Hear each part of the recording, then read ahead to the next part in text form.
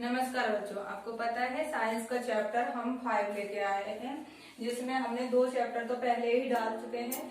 Part 1 डाल दिया है, पार्ट 2 डाल दिया है और पार्ट 3 आज हम आपको बता रहे हैं। इसमें हमने अम्ल के बारे में बात कर ली थी, क्षार के बारे में बात कर ली थी तथा लवण के बारे में हमने आपको बता दिया था।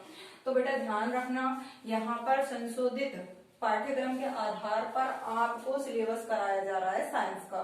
तो आप अपने घरों पर बैठ के इतने ही नोट्स बनाकर और उनको लर्न करें, क्योंकि अब के बोर्ड में इतने ही आने वाला है।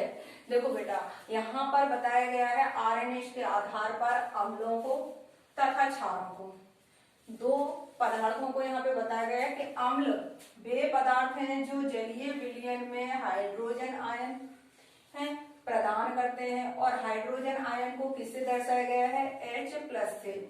उनको हम अम्ल कहते हैं, किसके आधार पर? आरएनएस के आधार पर। ये जो संकल्पना प्रस्तुत की थी आरएनएस ने, वो 1887 में प्रस्तुत की थी, है ना। उन्होंने कहा था कि अम्ल जो होते हैं वो हाइड्रोजन आयन प्रदान करते हैं, ये कहा था। जैसे उन्होंने लिया था क्लोराइड लिया था, है ना, और क्लोराइड में क्या किया उन्होंने?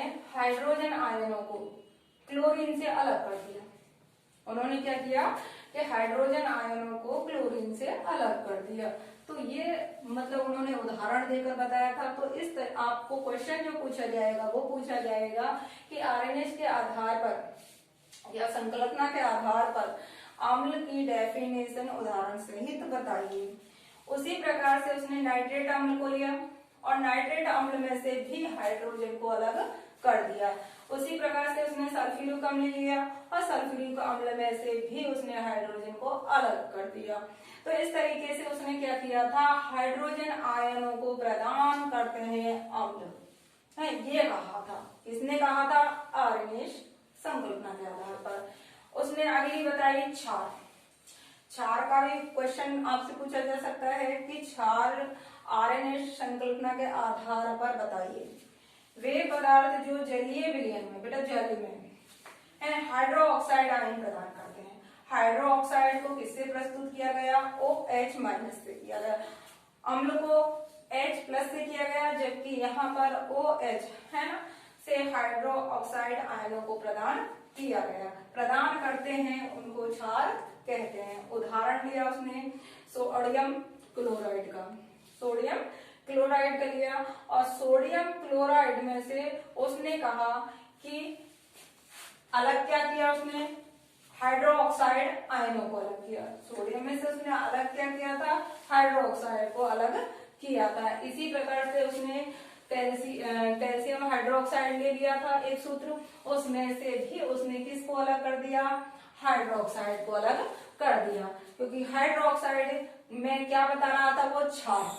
क्षार के कहा उसने कि जलीय विलयन में से हाइड्रोक्साइड आयनों को आयन प्रदान करता है, तो उनको हम क्षार कहते हैं। इस तरीके से आरएनएस ने क्षार और अम्ल को परिभाषित उदाहरण सहित किया। अगला पॉइंट आता है हमारा उदासीनीकरण उदासीनीकरण अभिक्रिया किसे कहते हैं? ये क्वेश्चन पूछा जा सकता है, उदाहरण सहित बताइए। वह अभिक्रिया जिसमें प्रबल अम्ल प्रबल क्षार को निश्चित अनुपात में मिलाया जाता है। निश्चित अनुपात होना चाहिए प्रबल अम्ल का और प्रबल क्षार का। तो ये दोनों अपने अपने गुणों को नष्ट कर देंगे। प्रबल अम्ल भी अपने गुणों को नष्ट कर देगा और प्रबल क्षार भी अपने गुणों को नष्ट कर देंगे, और उसके स्थान पर जो प्राप्त होगा बेटा वो होगा आपका लवण और जल का निर्माण होगा। इसी अभिक्रिया को क्या कहा? उदासीनी अभिक्रिया। जैसे उसने लिया क्या? क्लोराइड और एक लिया उसने सोडियम हाइड्रोक्साइड, 2 ले लिया उसने, है ना, और दोनों को उसने क्या किया? एक अभिक्रिया करवाई। क्या करवाई? अभिक्रिया करवाई। और अभिक्रिया में क्या प्राप्त हुआ उसे? लवण और जल की प्राप्ति हुई। और यह अभिक्रिया क्या कहलाई? उसकी उदासीनीकरण अभिक्रिया कहलाई। उसने यहाँ क्लोराइडिक अम्ल ले लिया और सोडियम हाइड्रोक्साइड ले लिया। दोनों को लेने के बाद में उसने क्या किया? प्रबल क्षार लिए और प्रबल अम्ल लिए। अभिक्रिया करवा दी तो उसे कौन सी चीज प्राप्त हुई? लवण हुए और जल हुआ। है ना। इसी प्रकार से हमने आरएमएस को कंप्लीट कर लिया है। अब हम अगले जो नेक्स्ट वीडियो आएगी वो आएगी आपकी लोरी व इसे लुईस संकल्पना भी कहते हैं। तो इस संकल्पना को पढ़ने के लिए आप कल का वेट करें और ध्यान रखें संशोधित पाठ्यक्रम के आधार पर आपको यहाँ पर ये कराया जा रहा है। तो प्लीज घर पर बैठकर सुरक्षित रहकर लॉकडाउन में आप अपने घरों पर नोट्स बनाएं और इसका आनंद उठाएं। धन्यवाद।